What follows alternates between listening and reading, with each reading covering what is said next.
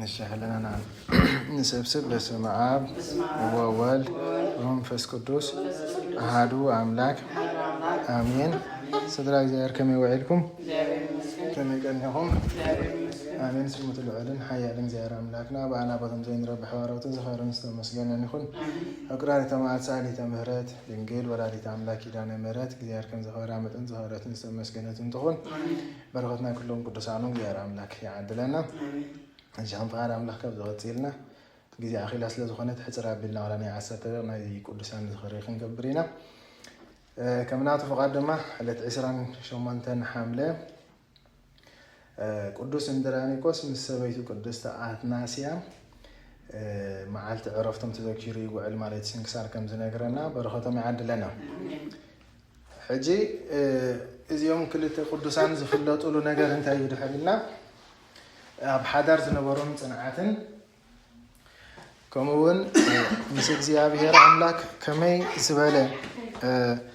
نابرا ينبرو خمسة نبرو أم حضر كوينهم كمون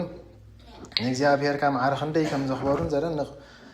زرن نقو سب حضر يوم عليهم حجي مزحف انتهي زبل بزعبا حضر بزو حزاربي بزعبا 70 سبعين مالتي حجي زعبا 70 سبعين مزرزار ديكونه حدا كن كافتقول بزح بفلاي حرا قدوس باولوس كابستقصت قصتات معرف 13 ملخت ابراويان زولو كم زيبل معرف 13 كفقد حدا بفقري احوات نبورو اغايش مقبل ايترسعو كمي قلياتهم كيف لطو نملاختي كما غايس تقبلوا علو نوسرات كما اسرتم كونكم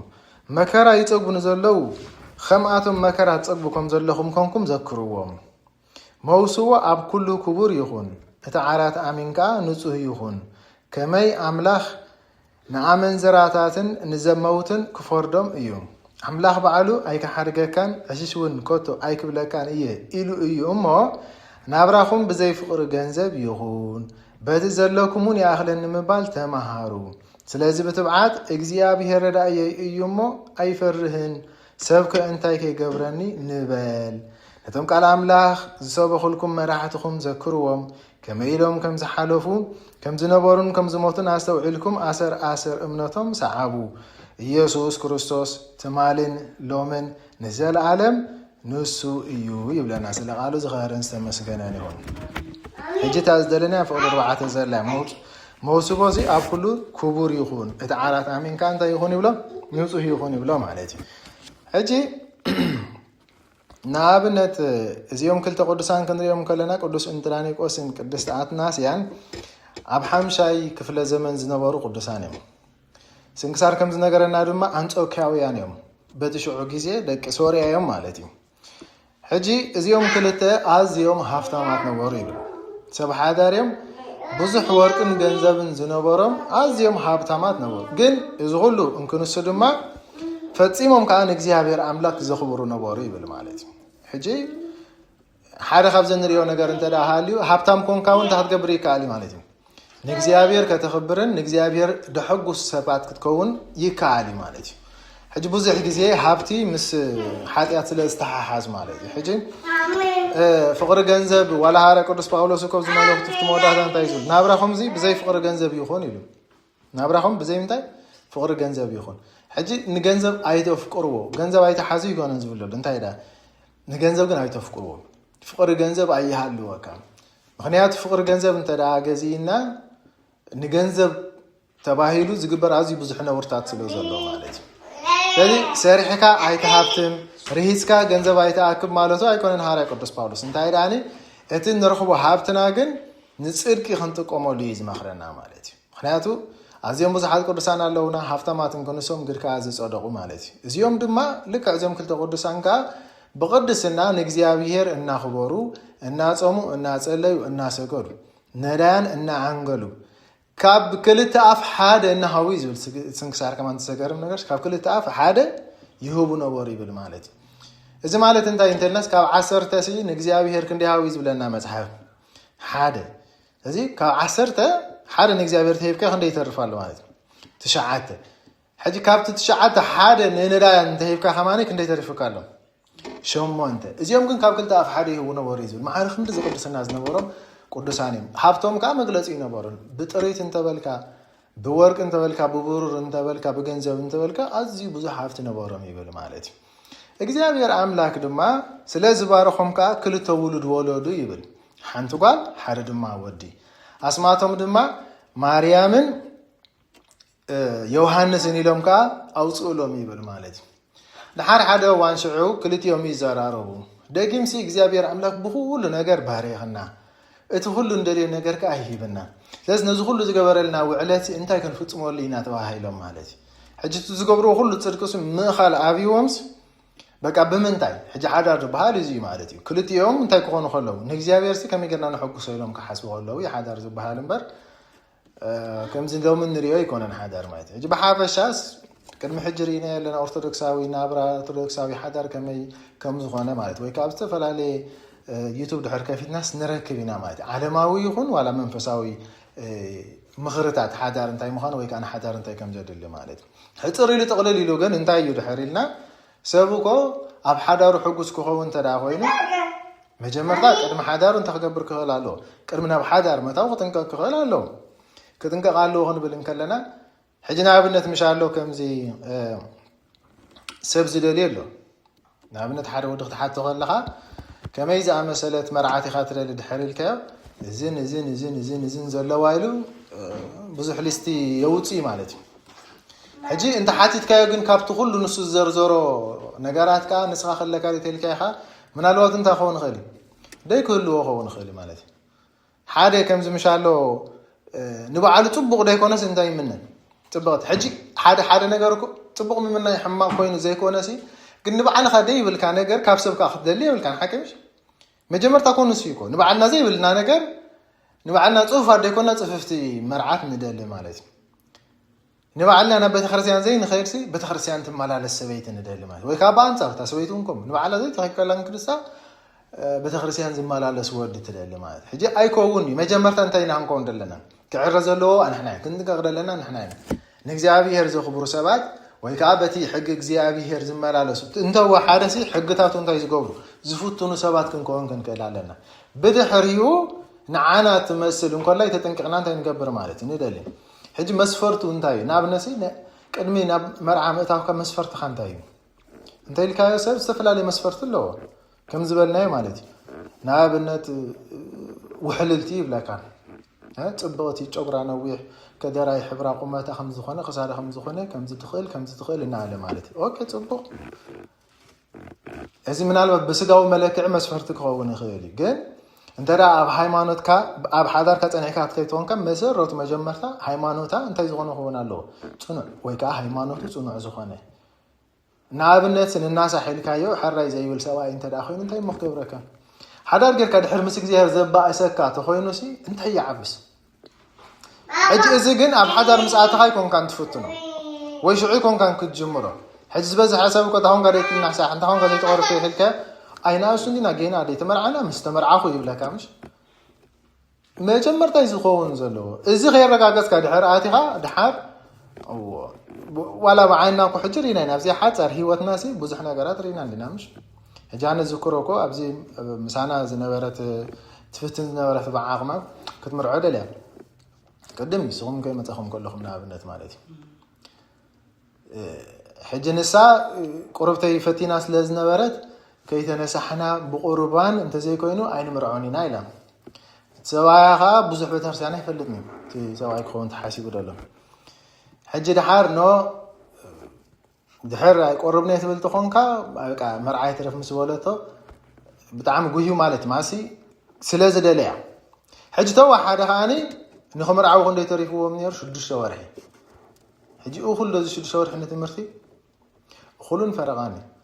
ሕጂ ከነማኸራን ከለና ክትሓትት እንከላ ንሳ ምኽሪ ከምዛ ዘለኸያ ፀንዒ ነባት ነብስኺ ድማ መሃርዎ ዳኣበልዮም እምበር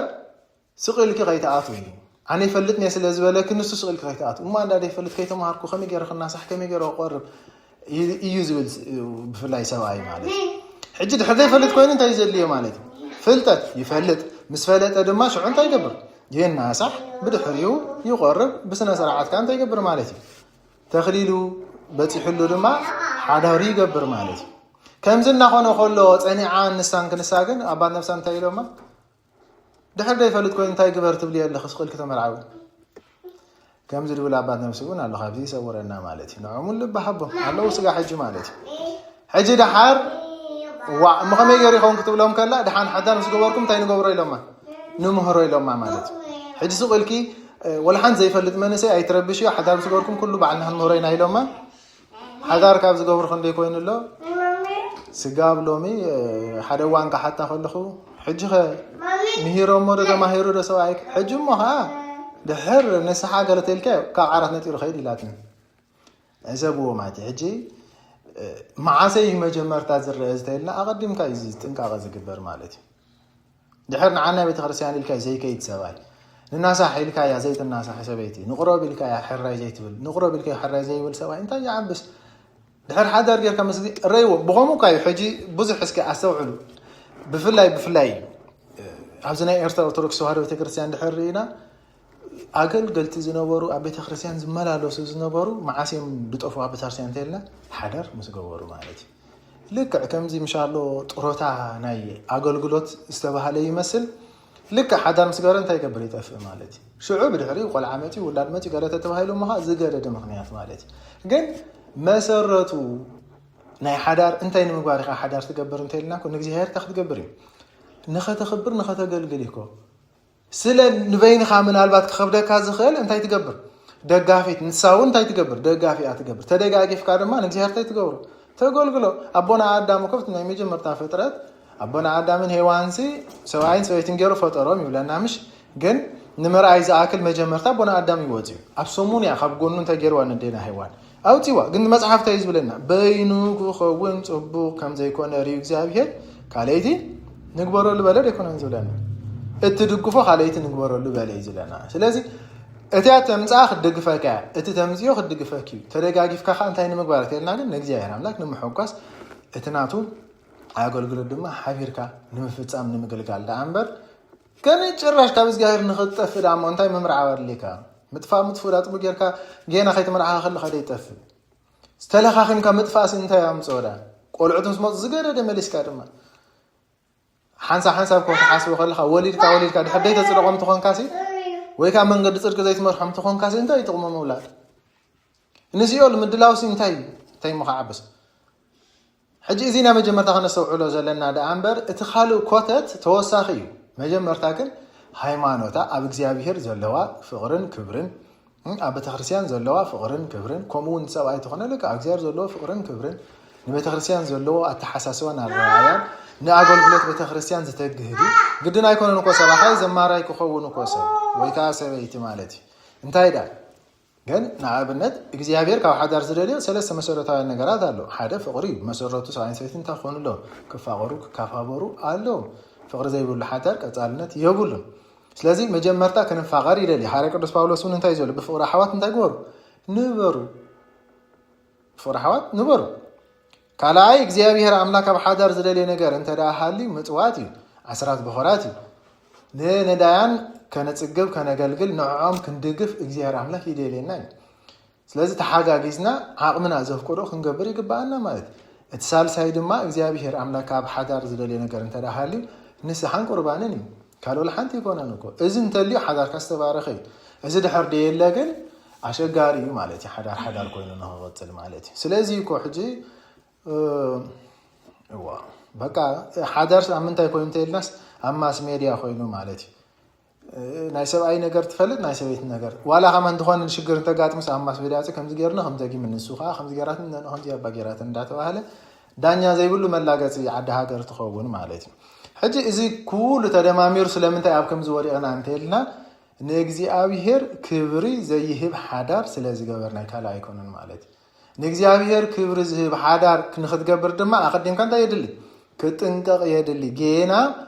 መርዓ ከይተመርዓኻ ሓዳር ድበሃል ከይገበርካ ከለኻ ማለት እዩ ኣብ ግዜ መርዓኻ ከማን ክጥንቀቕ ክትክእል ኣለካ ቅድሚ መርዓ ጥራሕ ኣይኮነ ኣብ ግዜ መርዓኻ እውን ማለት እዩ ግዜ መርዓኻ ክበታትኑ ዝደልዩ ወይ ከዓኒ ግዜ መርዓኻ ኣክንዲ ክብሪ እግዚኣብሔር ዝግለጸሉ እግዚአብሔር አክንድ ዝኸብረሉ ቅዱሳኑ ክንድ ዝኸብረሉ ጭፈራን ጓይላን አጋንንት ዝዓሰልዎ ንኽገብሩኻ ብዙሕ ዝዑር ሰባት ኣለው ተረዲዎም ከይተረድዎም ማለት እዩ ሕጂ ስኻ መርዓ ክትገብር ሓሲብካ ኣይ ኣነስ መንፈሳዊ መርዓ ዝገብር ብቅዱስ ቁርባን ዝገብር ስለዚ ጓይላ ዝበሃል የለን ከበሮ ዝበሃል የለን ብመዝሙር ኢና ንገብሮ ክትብል ከለኻ ኣሜን ኢሉ ሰብ ኣይቅበለካኒ ብፍላይ ህዝብና ማለት እንታይ ትገብር ዳ እዋ ከምዚ ከናበለ ናብ ዘየድሊ ናብ ሰይጣናዊ መንገዲ ክመርሐካ ዝደሊ ኣሎ ሕጂ ብጭፈራ ተመርዓዊ ኣዝዩ ብዙሕ ሰብ ኣሎ ሓቀ ባህልና መሲልዎ ወይ ከዓ ከምኡ እቲ ናይ ቦታት መሲልዎ ብዙሕ ሰብ ድበዝሐ ካብ ህዝብና ብምንታይ ተመርዒ ድሕሪልና ብጓላ ምጭፈራኒ ግን እስከ ደሓን እንቶም ናይ ቀደምሲ ፅኑዕ እምነት ከማን ስለ ዝነበሮም ብግርህና ስለ ዝገብርዎ ዝነበሩ ይኾነሎም ነይሩ እቲ ምትእምማን እምነት ስለ ዝነበረ ማለት ናይ ሎሚ ግን ኣማን ወለዶ ይኮነን ተጣራጣራይ ወለዶ ዘይኣምን ወለዶ ስለዚ እንታይ ዘለካ ተልካ ካብ መጀመርታ እንታይ ጥንቃቐ ማለት እዩ ሕጂ ድሕርደይ ተኣምን ተኾንካ እንታይ ክትገብር ጥራሕ ዘለካ ክትጥንቀቕ ዘለካ ማለት ገርህ ተኾንካ እግዚኣብሔር ኣምላክ ገርህና ኻሪዩ እንታይ ዝገብረካ ካብ ኩሉ ፈተና ይደውፀካ ተንኮለኛ ከምዚ ኸማና ተኾንካ ግን ወይ ከዓ ናይ ዘመን መንሰይ ተኾንካ ግን ካብ መጀመርታ እንታይ ጥራሕ ይዘለለ ክትጥንቀቕን እቲ ተሓርዮ ሰብ ወይ እቲ ተሓርዮ ሰብ እንኮላይ ብጥንቃቐ ክትመርፅን ይዘለካ ንዑ ዝሕግዘካ ድማ ሰብ ናብ እግዚኣብሔር ተፀግዕ ምስ ዝኸውን ጥራሕ እዩ ምክንያቱ ሓደ ሰብሲ ንእግዚኣብሔር ኣምላክ ዘፍቅር ዘኽብር እንተዳ ኮይኑ ንብፃይ እንታይ ይገብርኒ በቃ ኣይጎድኒ ማለት ሓንቲ ሰበይቲ ከምኡ ንእግዚኣብሔር ተኽብር ተፍቅር ተዳ ኮይና ከመይ ጌራ ንብፃይ ክትጎድእ ማለት እዩ ሕዚ ካብ ዝወፃእ ምስ ዝኸውን ግን ነንሕድሕድካ እንታይ ትኸውን ትጓዳዳ ማለት እዩ ስለዚ እዚኦም ቅዱሳን እንድራኒቆስን ኣትናስያን ብቅድስና ይነብሩ ነይሮም በዚ ቅድስና እናነበሩ ምስ ኩሉ ሃፍቶም ድማ ሃፍቶም ከየታለሎም ፈፂሞም ክብሪ እግዚኣብሔር ዝህቡ ካብ ክልተ ኸማን ኣስ ንሓደ ኣፍ ንነዳያን ዝህቡ ዝነበሩ ኣዝዮም ለጋሳት ስድራ ነይሮም ማለት እዩ እግዚኣብሔር ድማ ውሉድ ሂብዎም ወድን ጓልን ሂብዎም ማርያምን ዮሃንስን ኢሎም ድማ ኣውፅኦምሎም ኣስማት ድሓረ ግን ተሓጒሶም ስለ ዝኾኑ በቃ እግዚኣብሔር ብኩሉ ነገር በፂሕና ስለዚ ውዕለቱ ብምንታይ ንግለፆ ተባሂሎም ሕጂ ክዘራረቡ ከለዉ ኣብ ምንታይ በፂሖም በቃ ድሕር ሕጂ ፍትወት ዓለም ኒዮ ንበሎ ተባሂሎም በቃ ኣብ ቤትና እንከለና ዓራትና ንፍለ በቃ ብንፅህና ንእግዚኣብሔር እንታይ ንግበሮ ኢሎም ነኽብሮ ተባሂሎም በዚ ነገር ተሰማሚዖም ድማ ኣዓራቶም ፈልዮም ነንበይሎም ክሓድር ጀሚሮም ሕጂ ብስምምዕ ማለት እዩ ኣስተውዕሉ ብስምምዕ ሕጂ ዝቆኢልካ ከምዚ ኣይደልን እየ ኢልካ በይንኻ ምሕዳር ዝበሃል የለን ከምኡ ዝበሃል የለን ሓዳር እንተዳ ኮይኑ ሃዋርያ ቅዱስ ጳውሎስ ምዕራፍ 7 ክንንቦ ንኽእል ኢና ኣብ ቆሮንጦስ መልእኽቲ እንታይ ኢሉ ኣሎ ብግልፂ ከይድና ክንንቦ ኣለና ሰበይቲ ኣብ ገዛ ነብሳ እንታይ የብላን ኢሉ ሓላፍነት ዋንነት የብላን ናይ መን ናይ ሰብኣይ ድማ ኣብ ገዛ ነብሱ ሓላፍነት የብሉን ወይ ከዓ ዋንነት የብሉን ናይ መን ናይ ሰበይቲ እዩ ስለዚ ሰብኣይ ንዕተይሉ እንታይ ምግባር ጥራሕ እዩ ምምፃእ ሰበይቲ ንዓተይላ ብሕጊ ተይላ እንታይ ምግባር በቃ ኣይደልን እየ ዝበሃል ነገር የለን እምቢ ኢልክ እንተዳ በይንኻ ሓዲርክ ምሳን ዝሓድር መን እዩ በቃ እቲ እግዚኣብሔር ዝኣበኪ ድሕር ኣብይኽዮ ምሳን ዝሓድር ተሓደ ጥራሕ እዩ ማለት እዩ ስለዚ ጥንቅቅ ክንብል ይግባአና ማለት እዩ እንታይ ብስምምዕ እንተኮይኑ ግን ክግበር ይከኣል እዩ ብስምምዕ ስለዚ እዚኦም ቅዱሳን ተሰማሚዖም ድሕር ሕጂ በቃ ንኽብሪ እግዚኣብሔር ብንፅህና ንንበር ኢሎም ነንበይኖም ክነብሩ 12 ዓመት ድማ ብከምዚ ዝኣመሰለ ገሊ ንእግዚኣብሔር ኣኽበሩ ይብል ማለት እዩ ግን መቸም ሓደ መንገዲ ቅድስና ክትከይድ ከለካ ኩሉ ግዜ ኻ እንታይ ኣሎ ድሕሪና ፈታን ኣሎ ዲያብሎስ ፀላኢ ሰናያት ገባሪ ክፉ በቃ ውድቀት ናይ ሰባት ዝደሊ ዲያብሎስ ኣሎ ስለዚ ዲያብሎስ ከንመን ዝፍትኑ ነቶም ኣብ ሕማቅ መንገዲ ዘለዉ ዋላስ ነቶም ብቅድስና ዝመላለሱ ነቶም ብቅድስና ዝመላለሱ ስለዚ ክፍትኖም ደልዩ ፈተኖኦም ድማ እንታይ ነበረ እንተይልና ሓያል ፈተነ ነይሩ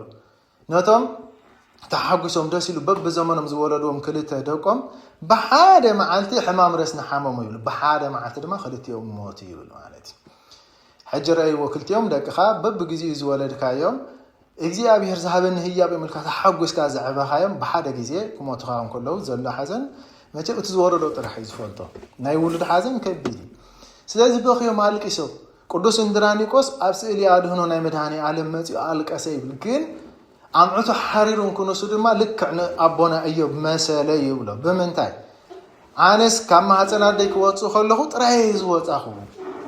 ክኸይድ እንከለኹ ጥራይ ዝኸይድ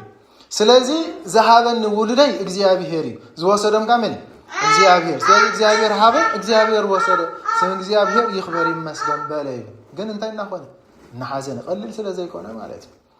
ኣዲኦም ቅድስቲ ኣትናስያ ብጣዕሚ ሓዘና በዚሑ ካብ ሓዘና ዝተለዓለ ድማ ኣብቲ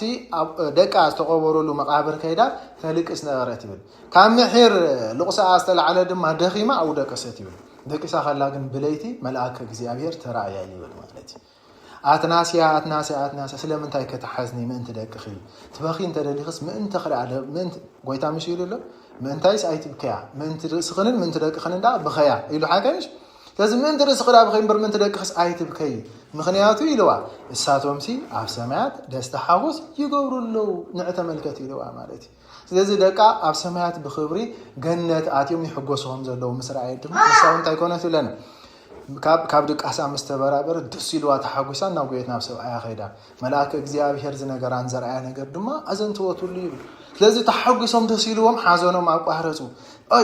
እዚ ካብ ገበረ እግዚአብሔር ከምዚ ዝኣመሰለ ሰናይ ነገር ካብ ገበረልና ዳሞ እንታይ ውዕላታ ክንምልሰሉ ኢና መቸም ቅዱስ ዳዊት ይብል እንታይ ክንምልሰሉ ነዚ ገበረለ ኩሉ ውዕላታ ኢሉምሽ እንታይ ውሬታ ኣለኒ ኢሉ በቃ ስለዚህ እዚኦም ድማ እንታይ ኢና ክንምልሰሉ ኢሎም ሽዑ ልማዶም ኩሉ ግዜ እንታይ ምግባር ምዝርራብ ሰብ ሓዳር ድማ እንተ ተዘራሪቦም ዘይፍታሕ ነገር የለን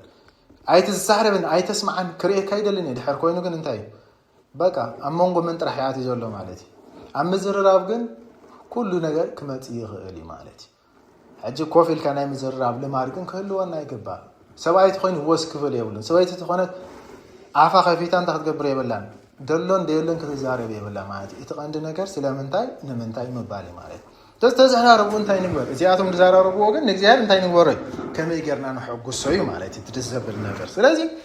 እንታይ ተባሂሎም ደቅና ገነት ካብ ኣተው ዳሞ ድሕር ሕጂ እንታይ ተረፈ ስለዚህ ዓለም እንታይ ንግበር ኢሎም ንመንና ገዳም ከይና ድማ ንግዚአብሔር ነገልግል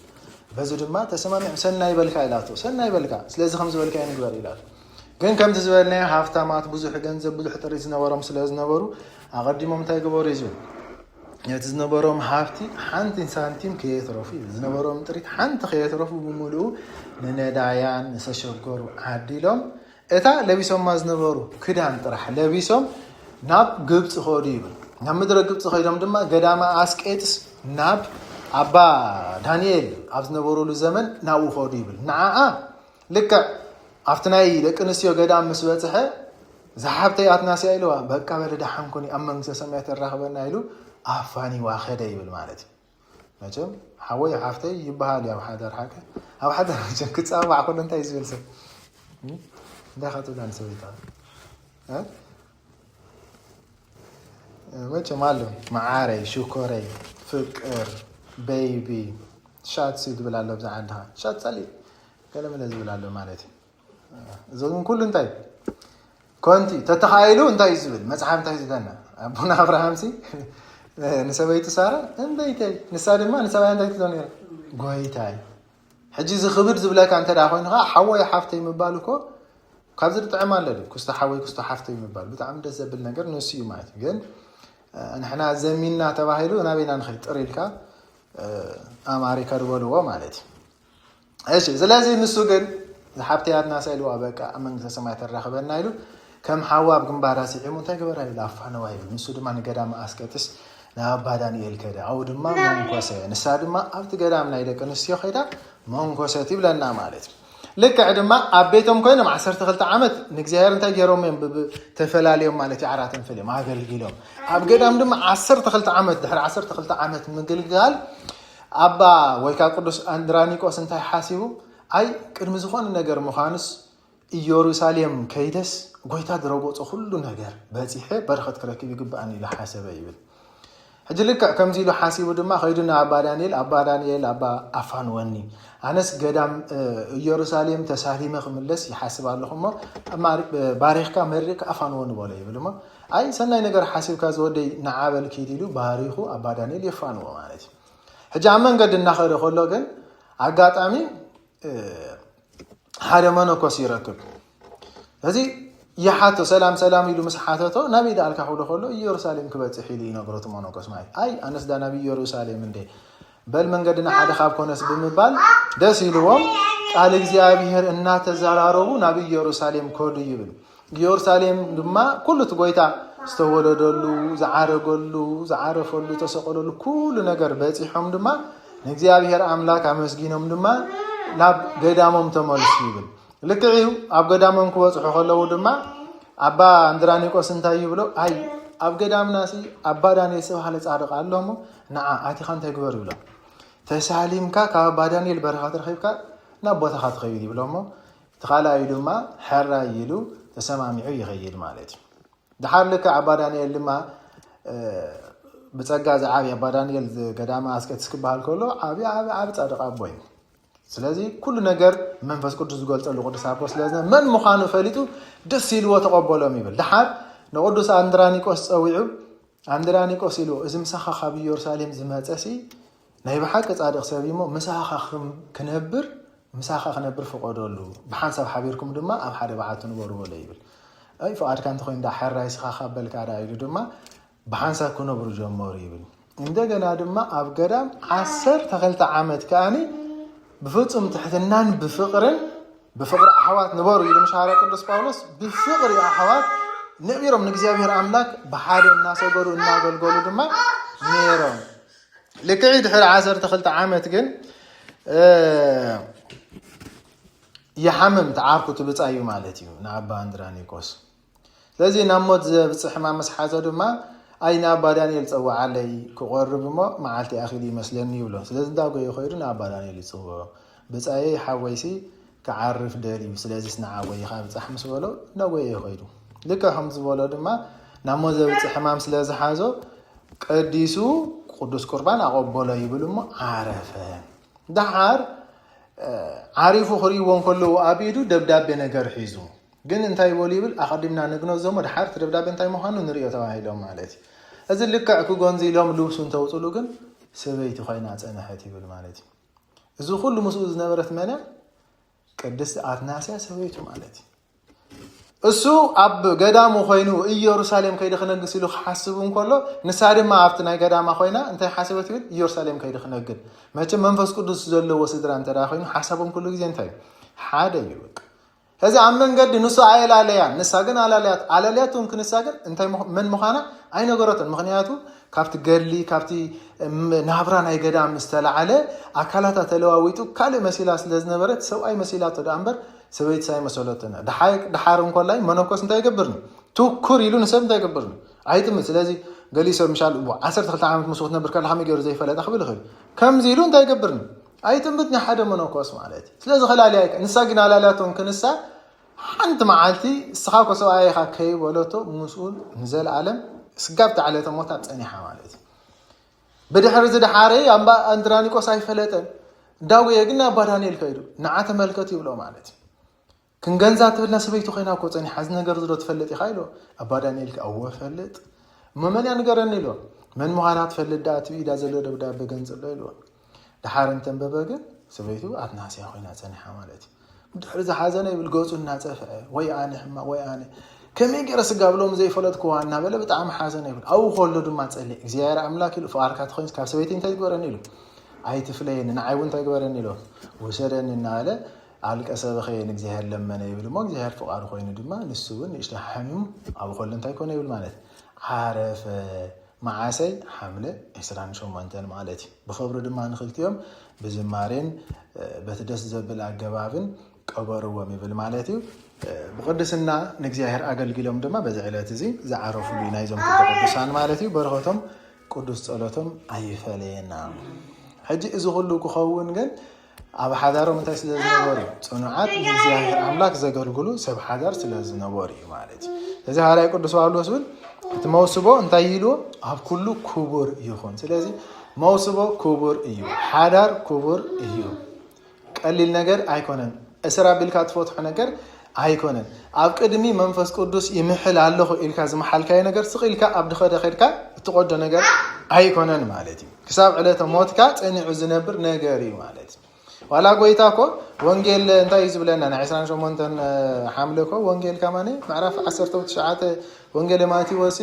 ፈሪሳውያን ሓተትዎ ኮይ ዝብል ምስ ሰብኣይ ሰበይቱ ረኽፎት ሓይፍቆዶ ይብሉ ሓቀ ሰብኣይ ሰበይቱ ክፈት ሓሳይ ይፍቆዶኒ ኣይፍቆዶምኒ ምኽንያቱ መጀመርታስ ሰብኣይ ሰበይትን ገሩ ፈጠሮም ይብሎም ጎይታ እቲ ሰብ እቲ ኣምላኽ ዝገበሮኻ ሰብ እንታይ ይግበሮ ኣይፍለዮ እዩ ፈሪሳውያን ግን ተመራሚርና ኢሎም እንታይ ዳ ሙሴሲ ኣብ ሕጉ መፍትሓ ነገር ገሊጽስ ይፍታሕያ ዝበለ ዳ ኢሎም ካመሊሶም ሓቱ ጎይታ እንታይ ቅዱስ ሙሴስ ክትፈትሕዋ ዝፈቀደልኩም ሲ ካብ ትሪ ልብኹም ዝተላዓለ ዳ እምበር ካብ ቅድምሲ ከምኡ ኣይነበረን ስለዚ እቲ ንሰበይቱ ብዘይ ዝሙት ዝፈትሕ ንሱ እንታይ ኢልዎ ዘማዊ እዩ እቲ ነታ ፍትሕቲ ዝእቱ ከማ ንሱ እውን እንታይ ኢሉ ጎይታ ዘማዊ እዩ ይብል ማለት ስለዚ حارة قدس باولو يقول الجبا بلس انتاي زبل موسبه كل خبر يلس عارات آمين كان نصوه يكون مسبله كما أملاق نأمن زراتات نزموت انتاي قبرني أي محروم زبلنا مالتي لازم تنسبيت بالزاي مخنيات فتح عدي خمزيلاتني خمزي لقيماتني إذا كوي قبر الليني وخستاي كوي جزء الليني لا تفتح سبيتي إذا أملاك انتاي قبرني حي قدفني بكا مخنياتو بزاي مخنيات له مفتح مخنيات كأنتاي دحرينا حدا موتي كلايك بزوم ترخيب كملس انت زي كيلي دعمبري سقيل كان مفتح حسب بحال يلا انت دا تناسيح وانت دا نبلب تملسو حجر كاي خاطقتسل مالت ويكا زغونه فولي حمام قال نغرات انت دا متيو بحنسب كمبركا زي كيل دعمبر ترخوي لكا صريفاتني لكا هاريمني لكا تنكيفني لكا كم دلايكا مفتح حاجه اغزيار املاك ايفقدن مخنياتو اتي املاك حدا زغبورو سب انت يقول رسول زبان هاي فليو مالتي معناته خو مخن قبر كلنا زموتينا نغير دلنا مالتي اتا سواهبتنا غريفنا نافقالن كير كلنا زموتن خونا لنا نزموتن امن زراتاتن كا اغزيهر تاي غورم اي محروم مخنياتو موسبون تايس لزوان كبر سلازوخانه مالتي زمعاره جير املاكنا املاك ابوتاتنا كبر مسغانا نزلالم يقولنا برختنا قدسانو دما يعدلنا ولايت املاك بركه رضيتا يفلينا سم እግዚአብሔር አምላክ ይخبر ይመስገን